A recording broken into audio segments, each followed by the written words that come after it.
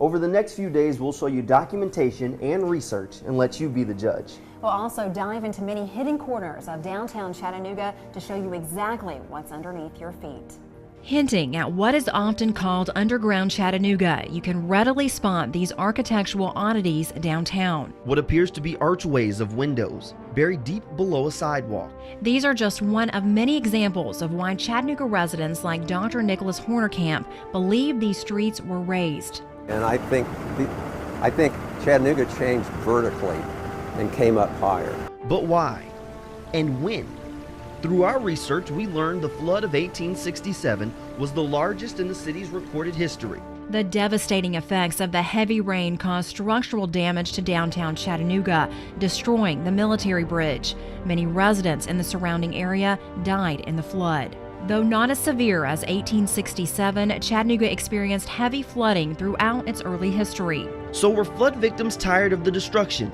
Did they decide to raise what many consider to be downtown Chattanooga an entire floor using dirt or foundry silt? The historical data is spotty. You know, when you look at old images of the Central Block, there's no image, illustrated or photograph, that shows the Central Block losing a story. No documentation specifically about this happening, and that's driven people crazy. Local historians have spent years exploring downtown Chattanooga buildings, looking for tangible evidence to prove the fact underground Chattanooga does exist. The underground in itself, just the concept, is part of Chattanooga history. And it's something that even if it's proven not to be, or if it's proven to be, or somewhere in the middle, that it is an important story to tell.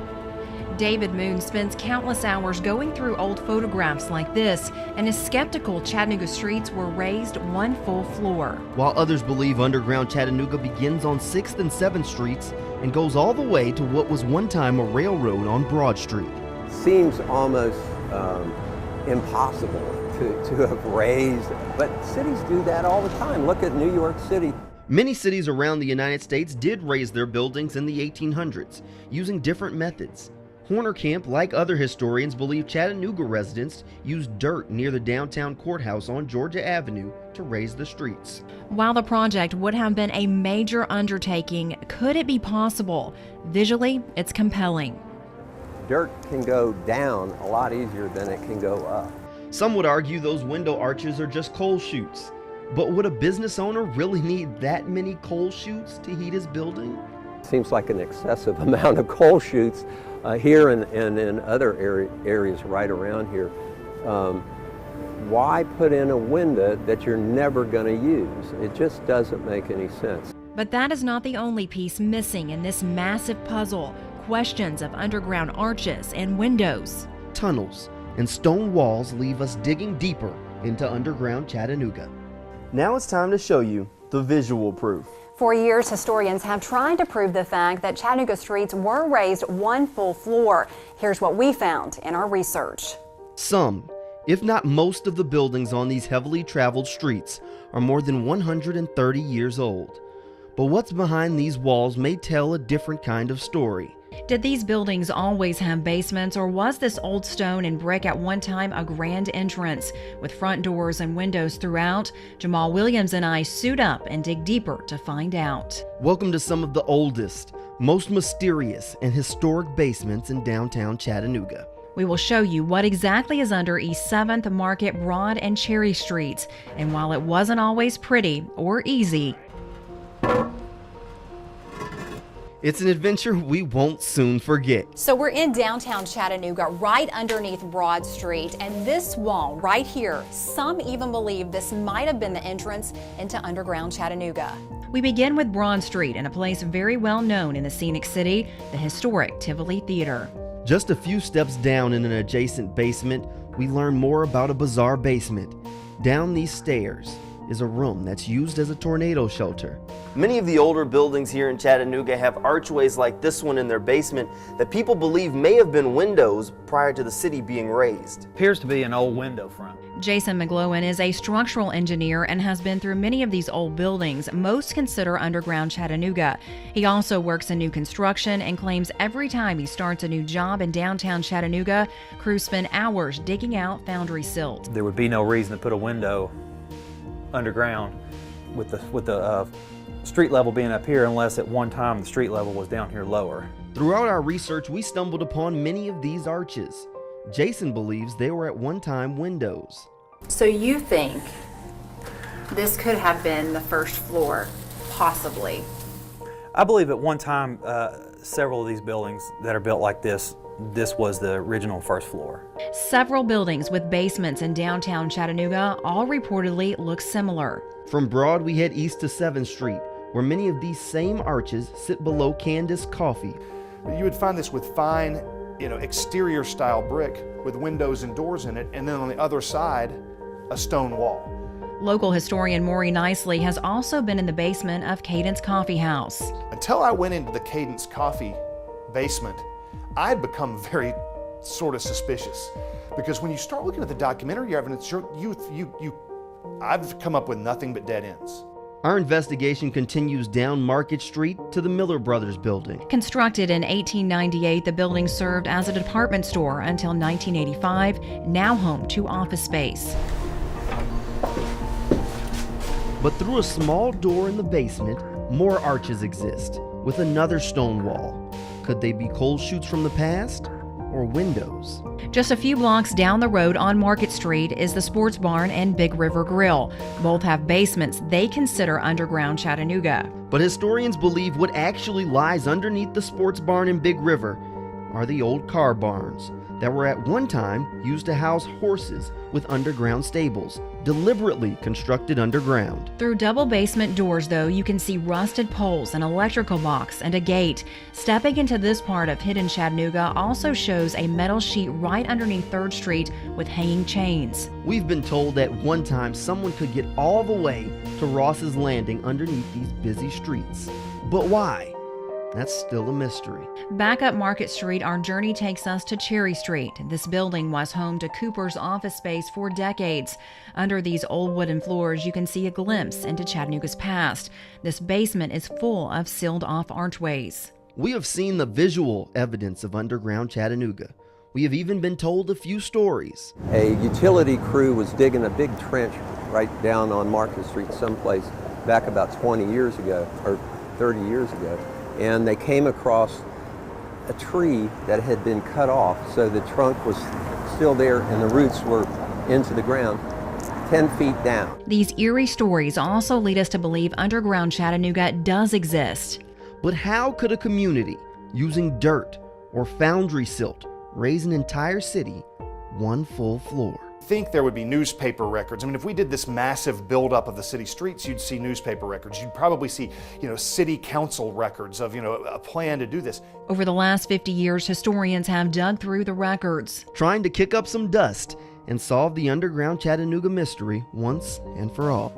You've seen the visual proof, but what about the historical research? We went and searched to find something to prove that Chattanooga Underground exists once and for all. This line of mortar that comes down through here, and it comes through in a distinct line, which makes me think that at one time there was a window of some sort here. We have gone through historic images, Sanborn maps, and spent countless hours in the Chattanooga Public Library. All with one purpose: validating underground Chattanooga. The Sanborn maps never change. There's nothing that says, hey, here's our big project. There's never that smoking gun that you're like, boom. That tells you, some diary of someone who recounts how they did it, and we're like, well, there we go. But is there? In the 1800s, there were a number of newspapers available for Chattanooga residents, including the Daily American Union. Right after the 1867 flood in Chattanooga, an article was written in the Union claiming officials, including then Mayor Carr and the city engineer, suggested every street in Chattanooga be raised to sufficient feet above flood level, hoping to stop the city from ever having devastating destruction again. Through article after article, we read more and more about these conversations, but no one big event where at one time all Chattanooga streets were raised. The idea that Chattanooga downtown suddenly, the streets rose up by level just really probably is not accurate at all. It was probably more spotty than that, and the reasons for it, we always say it's because of flooding. It may have been because of flooding. It may have been because, some of it anyway, because of just uneven streets. It's pretty well established, or at least in my opinion, if you look at the photographs of downtown, that at the very least Market Street pretty much stayed the same grade from really the Civil War up until now. But did it? We went through city council records in search of proof. This is documentation from April 20th, 1875, discussing an ordinance raising and establishing a grade of Market and other streets. On March 10th, 1875, an article is written in the Daily Times concerning a citizen meeting. Then, a few days later, on March 14th, Chattanooga Mayor James recommends Market Street be graded to the height of other downtown streets. We learned the ordinance raising the grade of Market Street above the high water mark passed on the second reading. Could that be the documentation proving we really have an underground Chattanooga? You be the judge. Local historian and Pickanuga developer David Moon believes grading was done in the city, but not enough to raise the city one full floor. There was some grading to do there, especially. Broad once also had railroad tracks that went from the river to Union Depot. So it was a muddy mess, and really not as well traveled, at least by the public, at least by visitors coming into Union Depot. This is a map of the city of Chattanooga in 1886 from the Library of Congress. Notice the train tracks and the depot on Broad Street, and the building with a 12 is the historic Reed House. On April 10, 1886, the Daily Times published an article claiming that something needs to be done to level out the grading of Chattanooga streets, claiming the streets were in the most unattractive shape, confusing builders because they cannot tell which level to build their first floor.